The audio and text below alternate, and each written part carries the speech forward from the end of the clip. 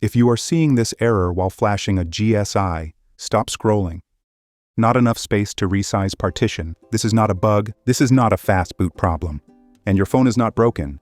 This error happens on almost every Android device because of dynamic partitions and the super partition layout. When you flash a GSI, fastboot tries to resize the system partition automatically. If the super partition does not have enough free space, the flash fails. That is exactly what is happening here. In this video, I will show you why this happens, what partitions actually matter, and how to fix it correctly, without guessing, and without breaking your device blindly. The moment you delete any logical partition, your stock ROM is already broken. There is no safe version of this. If you are not comfortable with flashing full stock firmware, do not continue. Now let me show you the correct way to handle this. Here I am flashing a GSI of around 4 GB on my phone.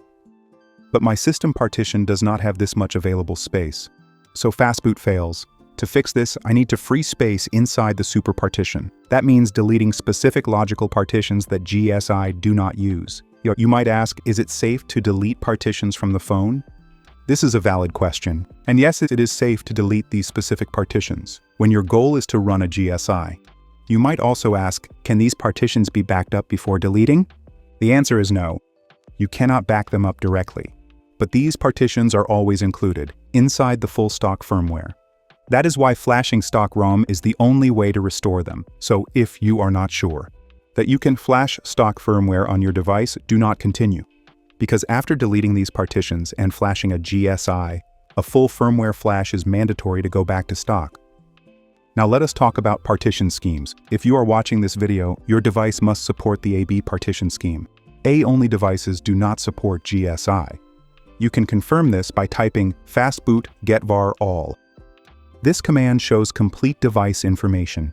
If the slot count is 2, your device supports the AB partition architecture.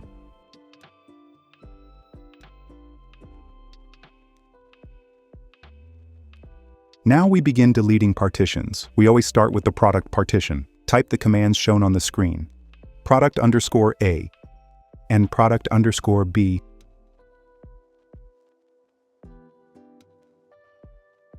This frees some space inside the super partition. Now try flashing the GSI again. If the flash works, stop here. Do not delete anything else. As you can see, the GSI is flashing successfully on my device. At this point, I could stop and let the installation finish. But for demonstration purposes, I am canceling the flash. I am rebooting the device into fastboot D mode again to show what to do if the error still appears. Next, delete system_ext_A and system_ext_B. After this, try flashing the GSI again. If it still fails, delete ODM_A and ODM_B. This usually provides enough space. For large GSI, now I have deleted product, system EXT, and ODM partitions. Let us flash the GSI again. As you can see, the flash is now working correctly. I will fast forward the video and reboot the device.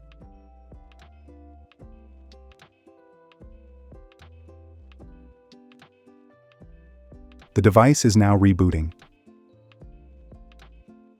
I forgot one important step. I did not wipe user data. That is why the device is not booting. Let me force reboot into fast boot mode using the volume buttons and wipe user data.